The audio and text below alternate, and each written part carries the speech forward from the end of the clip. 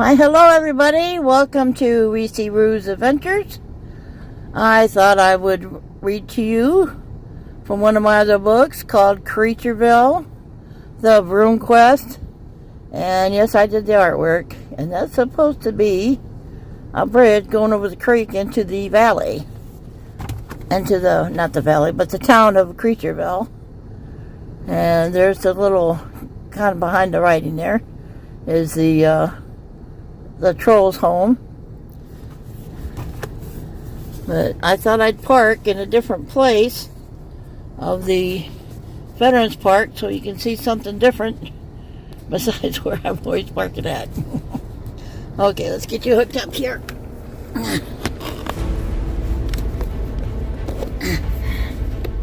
Creatureville, the Broom Quest. Chapter 1. In the beginning. Once upon a time, long, long ago, well, at least before there was cable television, there was like 3 main TV channels. Public access might be a local channel, and late night on Friday or Saturday evenings about 10 p.m., a show would come on called Creature Feature. It would show old black and white monster movies. They were fun to watch. The old movies included Frankenstein and His Bride, The Mummy, werewolves, and of course, Dracula. The monsters were created or lived in small villages and towns. They would be chased out of them by local villagers with pitchforks and torches, just blazing with fire. Some people would be armed with guns loaded with silver bullets, while others carried wooden stakes and large hammers. The wooden stakes would be driven into the hearts of the vampires while they slept in their coffins. I always wondered what happened to these wonderful monsters. So I decided to set out to find them.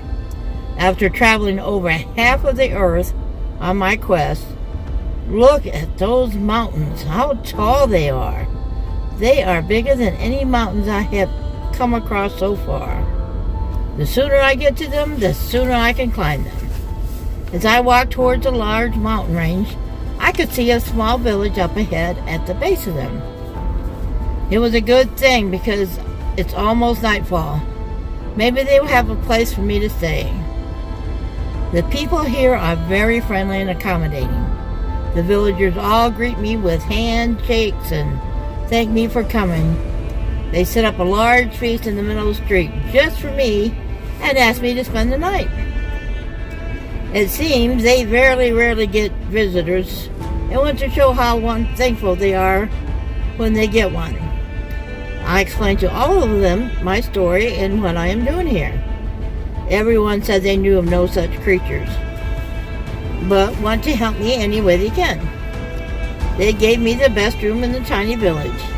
It's still pretty primitive, but it's better than sleeping on the ground outside. As I'm getting ready to leave the next morning, an old man approaches me. He's very old and sort of stooped over, with a long white beard and tattered clothes. He told me to stay away from that old castle. He pointed into the distance. The old man warned me not to go anywhere near it because it was an evil place. It would be the end of me. For strange and wicked things happen there. All who attempts to go there never return. With a warning like that, I have to go and see for myself. With a castle in my sights, I followed an old, overgrown brick road until I come upon the old burned-out castle. So they do not know something of monsters, but we're afraid to tell anyone. The large stone castle is overgrown with weeds and large, massive vines growing all over the walls. Parts of it has fallen down and the old stone seems to be crumbling away. Some of the damage is a result of a fire and other parts of it from years of neglect. Pulling out my long, sharp machete, I hacked and chopped my way through the vines until the doorway into the dark, deserted building can be seen. The massive solid wood doors that once stood proudly in the large opening now hung crooked against the old dirty walls. The spider webs hang thick, blocking the doorway and covering anything they can, like a blanket. I have to use my machete to cut through all of the webs in order to make my way through. Entering the building, there is a large room with a large stone staircase winding its way up to another floor. On each side of the stairs, going along behind the steps, appears to be hallways. Also, at each end of the room, there are two large arched doorways. Most of the stone walls in the room are blackened from the fire that happened so long ago. The floor is made of black and white marble in a checkerboard pattern. It's littered with leaves, dirt, and remnants of the old building. Pieces of the chandelier lay in the middle of the floor. Walking into the room, I decide to go to my left to the large archway at the end of the room. As I make my way across, the sound of dried leaves crunch under my feet. Looking up, you can see that most of the roof is missing. There is not much of it on the floor, so it must have burned away.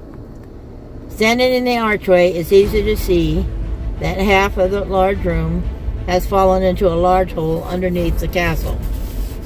The front wall and part of the wall has crumbled away. There seems to be part of a large fireplace and a couple of broken furniture covered in white dust and webs in the back of the room. The walls and what is left of the floor are also blackened from a fire. This must have been in the living room or drawing room. So I turned around and walked toward the first hallway, closest to me. So I turned around and walked towards the first hallway, closest to me. About halfway over the hall, I stumbled over some debris.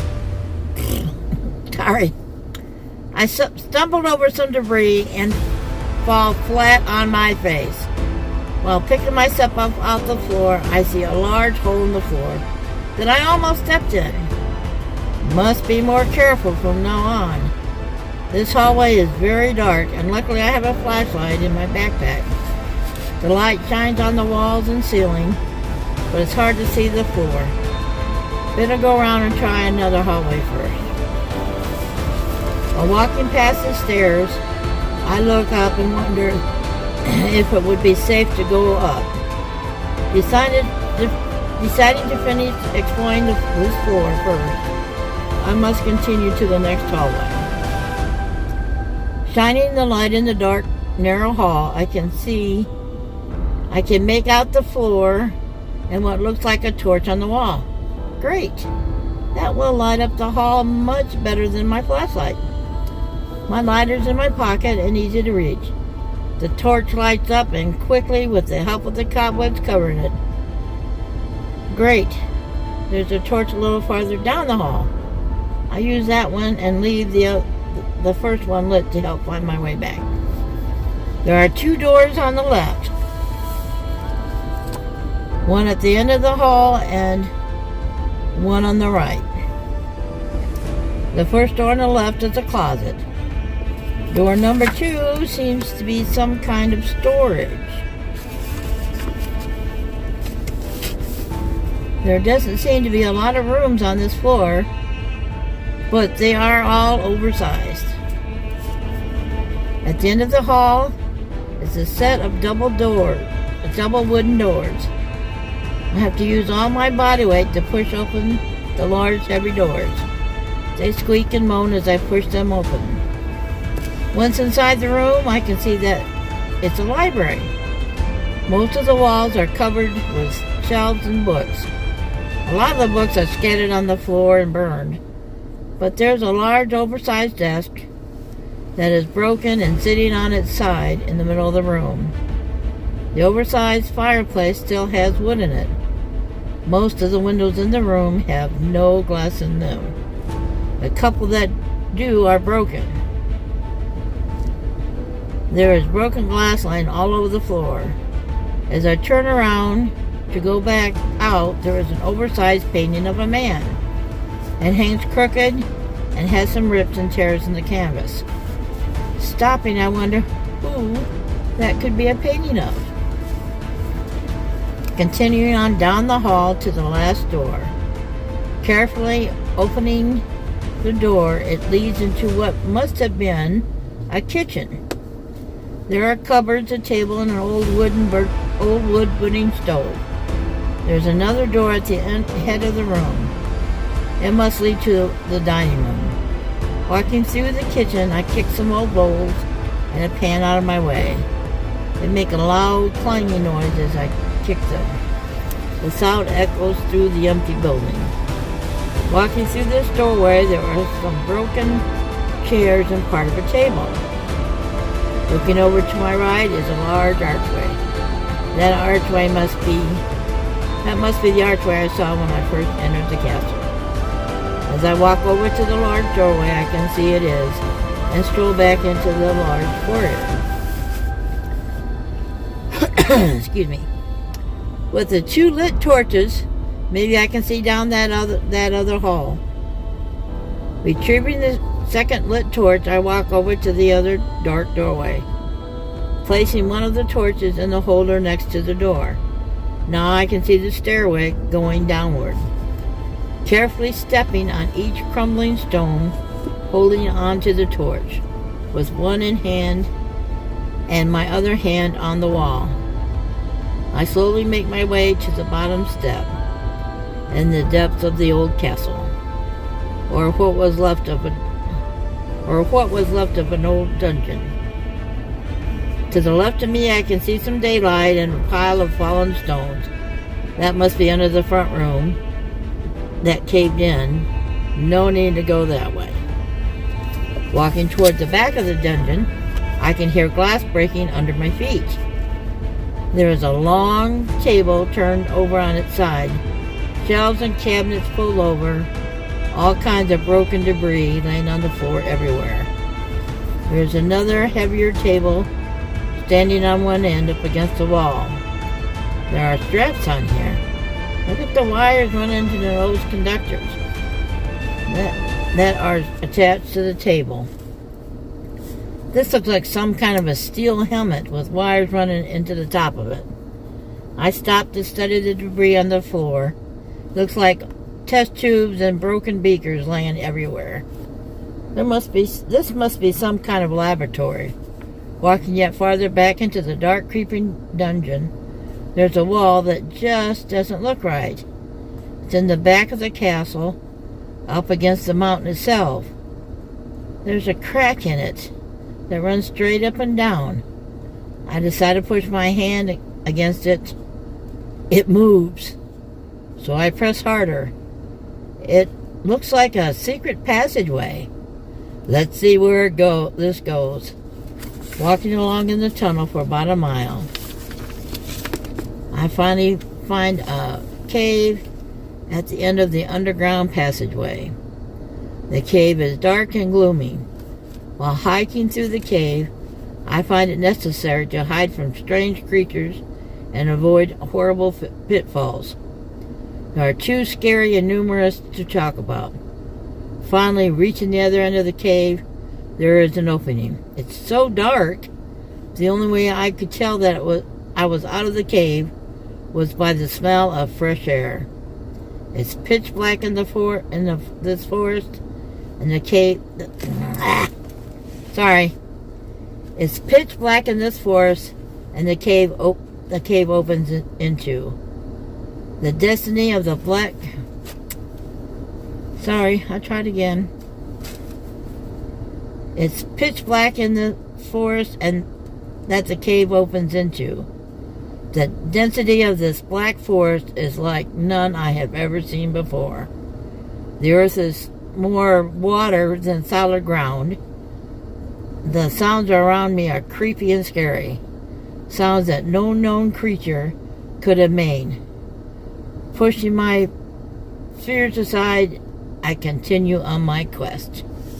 Well, we're going to stop here. I don't want to go on too long and bore you to death. But I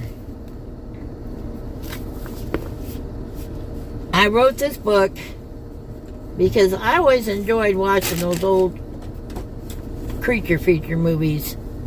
And so I came up with my own little valley and a place for all those wonderful creatures to live. So we'll continue on later, another day. And may you guys have a wonderful day. God bless. I love y'all, and don't forget to have fun. Bye.